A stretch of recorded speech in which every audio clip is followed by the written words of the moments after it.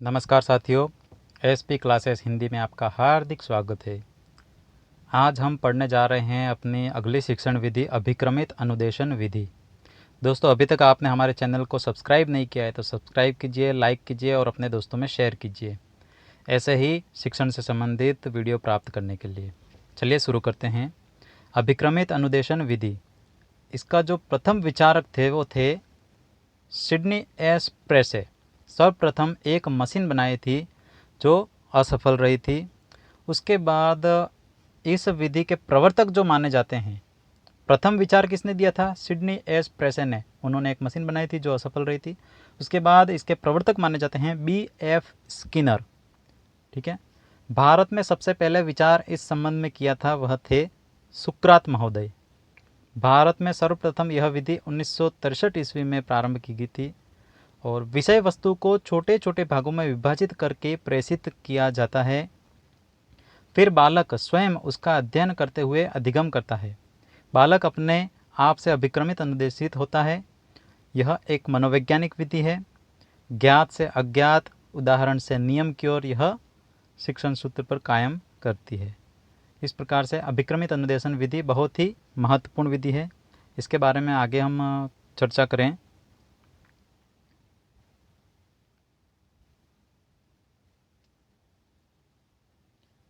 अभिक्रमित अनुदेशन के कई प्रकार होते हैं। उनको मोटे तौर पर 4 भागों में विभाजित किया जाता है।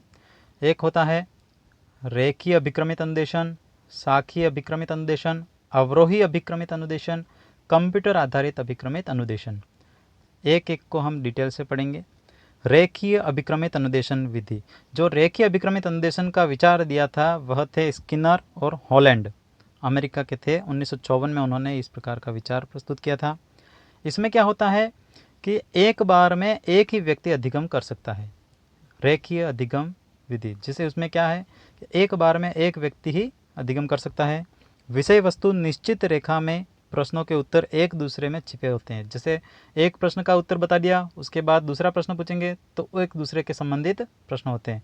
दूसरा उत्तर देंगे तो इस प्रकार से एक दूसरे पर सापेक्ष रूप से निर्भर होते हैं। ठीक है, स्तरबद्ध तरीके से पढ़ाया जाता है। उसके बाद मूल्यांकन का अभाव होता है। इसमें एक कमी है जो है रेखीय अभिक्रमित अनुदेशन विधि में मूल्यांकन का अभाव पाया जाता है। क्रमबद्ध सापेक्षता निर्भर होती है। जैसे देखो, पहले हम फ्रेम अ, फिर ब, स, इस प्रकार से आगे बढ़ते जाएंगे। तो अ पढ़ाया, उसके बाद अगली कड़ी में ब, फिर स, एक के बाद एक विषय वस्तु का अध्ययन करवाते रहेंगे। इसलिए उसको कहते हैं रेखीय अभिक्रमित अनुदेशन विधि। एक के बाद एक विषय वस्तु का प्रस्तुतिकरण होता रहेगा। फिर नेक्स्ट आता है शाखीय अभिक्रमित अनुदेशन। इसके जो प्रवर्तक माने जाते हैं नॉर्मन ए क्राउडर, 1960 में इस संबंध में विचार प्रस्तुत किया था। विषय वस्तु में प्रश्नावली के साथ साथ उत्तरमाला भी भेजी जाती है, जिससे मूल्यांकन भी हो सकता है। ठीक है, विषय वस्तु में प्रश्नावली भेजी जाती है, प्रश्नावली के साथ साथ में प्रश्नावली हल करके फिर स्वयं का मूल्यांकन भी बच्चे कर सकें, उसके साथ में उत्तरमाला भी भेजी जाती है। जैसे कोई पद पढ़कर उसके बहुविकल्पी प्रश्न हल करना। शाखीय अभिक्रमित अनुदेशन मतलब कि जैसे एक वृक्ष होता है, उसकी अलग अलग शाखाएं होती हैं, फिर शाखाओं के भी अलग अलग प्रकार होते हैं। इस प्रकार से अ पढ़ा दिया, फिर अ के ऊपर अ के बाद में जैसे अलग अलग बंटवारे होते जाएंगे, अ1, अ2, अ3, इस प्रकार से। फिर ब पढ़ाएंगे तो ब1, ब2, ब3, स1, स2, स3, फिर ब1 पढ़ा दिया, उसके आगे शाखाएं, मतलब कि एक दूसरे के आगे बढ़ते रहेंगे, मतलब कि शाखाओं के रूप में उसका अध्ययन करवाएंगे।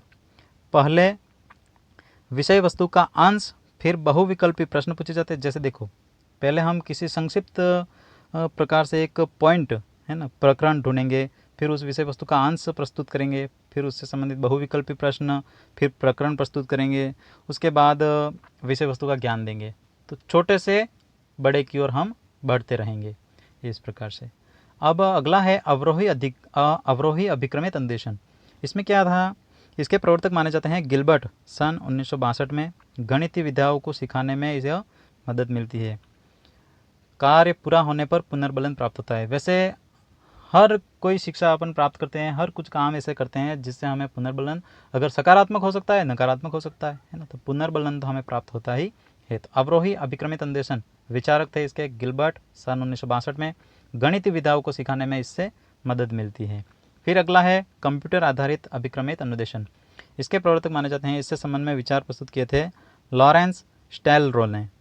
कंप्यूटर पर आधारित शिक्षा पर बल दिया जाता है। प्रथम प्रयोग अमेरिका में हुआ था।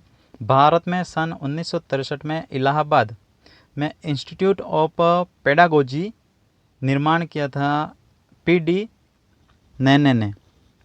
कंप्यूटर भाषा में सर्वप्रथम गणित विषय फिर अंग्रेजी को भी शामिल किया गया था। देखो, कंप्यूटर की जो लैंग्वेज होती थी उसमें सबसे पहले कौन सी विषय को लिया था? गणित विषय को। उसके बाद सेकंड लैंग्वेज ली थी उसमें इंग्लिश।